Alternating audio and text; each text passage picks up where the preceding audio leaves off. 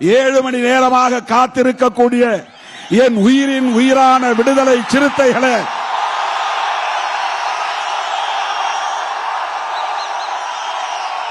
உங்கள் அனைவருக்கும் என்னுடைய பணிவார்ந்த வணக்கத்தை தெரிவித்துக் கொள்கிறேன்.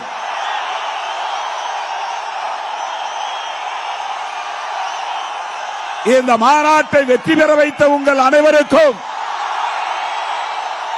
என் உயிரின் உயிரான விடுதலை சிறுத்தைகள் யாவருக்கும் கண்ணீர் துளிகளால் எனது நன்றி மலர்களை காணிக்கையாக்குகிறேன். உங்களுக்கு எப்படி நன்றி சொல்லுவது என்று எனக்கு தெரியவில்லை. உங்களுக்கு நான் எப்படி கைமாறு செய்வேன் என்று புரியவில்லை.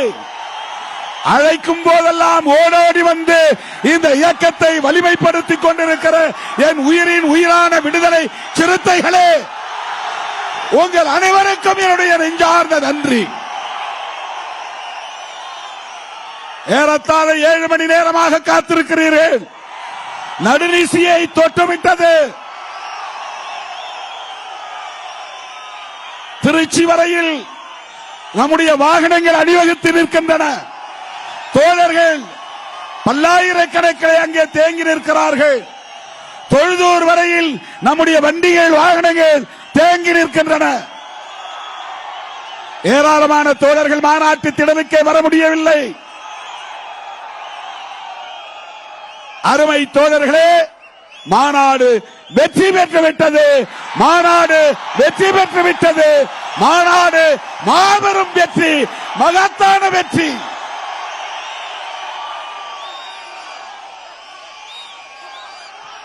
அருமை தோழர்களே,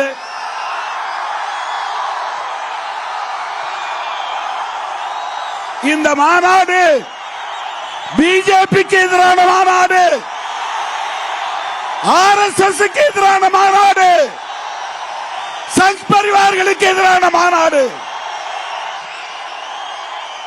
சனாதன சக்திகளுக்கு எதிரான மாநாடு, பிஜேபியை ஆட்சி அதிகார பீடத்திலிருந்து விரட்டி அடிக்கிற மாநாடு. தமிழ்நாடு நீங்கள் நினைப்பதை போல வட இந்திய மாநிலங்களை போன்ற மாநிலம் அல்ல. இது சிறுத்தைகளின் மாநிலம். பொதுவாக சிறுத்தைகள் காடுகளில் தான் இருக்கும், அது உலகத்தில் பொது வழக்கம்.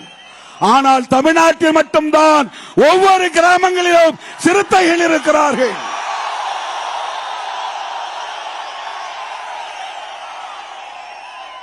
ஆட்டுக்குட்டிகள் இங்கே வந்து பார்த்தால் தெரியும். வாலாட்டிக் கொண்டிருக்கிறார்கள். இங்கே அவர்கள்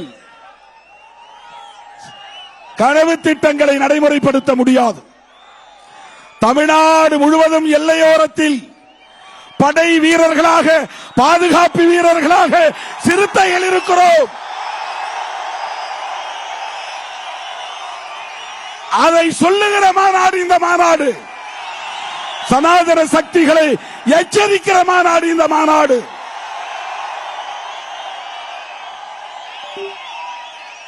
உங்கள் உழைப்பில், உங்கள் செலவில் நீங்கள் இந்த மாநாட்டுக்கு திரண்டு வந்திருக்கிறீர்கள்.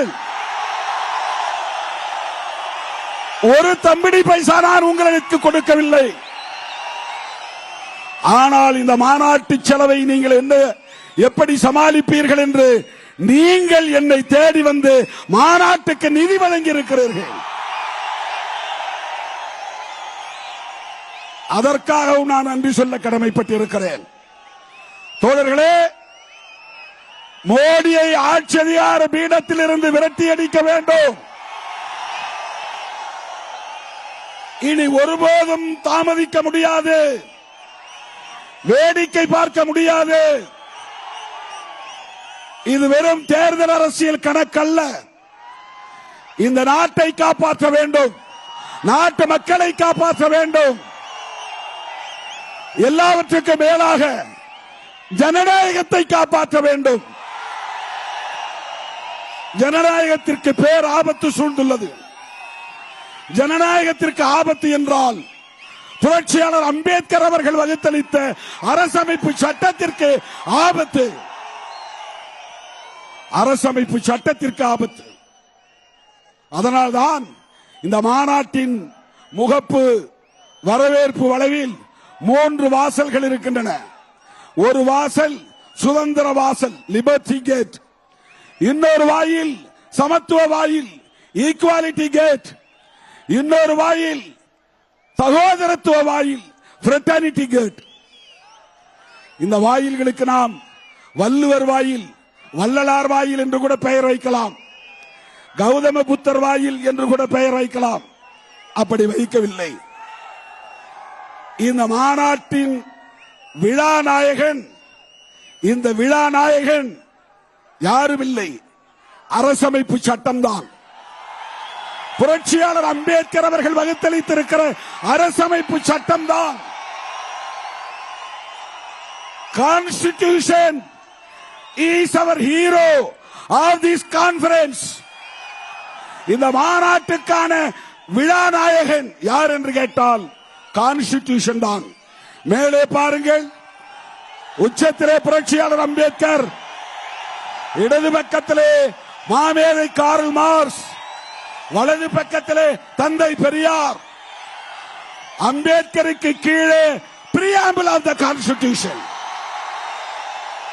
அரசமைப்பு சட்டத்தின் முகப்புரை. அரசமைப்பு சட்டத்தின் முகப்புரை கான்ஸ்டிடியூஷன் தான். அந்த பிரியாம்பிள் தான், முகப்புரை தான் இந்த மாநாட்டின் கருப்பொருள். அதனால்தான் மேலே கான்ஸ்டிடியூஷன் பிரியாம்பிள், வாசலில் நுழைந்ததும் புரட்சியாளர் அம்பேத்கர் அமர்ந்திருக்கிறார், பக்கத்திலே கான்ஸ்டிடியூஷன் பிரியாம்பிள். வாயில் லிபர்ட்டி, ஈக்குவாலிட்டி, ஃப்ரெட்டர்னிட்டி. சென்னையிலிருந்து சுடர் ஜோதி, அந்த சுடர் சமத்துவ சுடர். தஞ்சை கீழ்வன்மணியிலிருந்து சுடர், அந்த சுடர் சகோதரத்துவ சுடர். மேலவளவு முருகேசன் இடைவிடத்தில் இருந்து சுடர், அது சுதந்திர சுடர். அதிலும் ஈக்குவாலிட்டி, ஃப்ரெட்டர்னிட்டி, லிபர்ட்டி என்கிற டார்ச். கடைசியாக மேடையிலே தலைவர்கள் அனைவரும் சுடர் ஏந்தினார்கள். என்ன சுடர்? ஜனநாயக சுடர். ஜனநாயக சுடர்.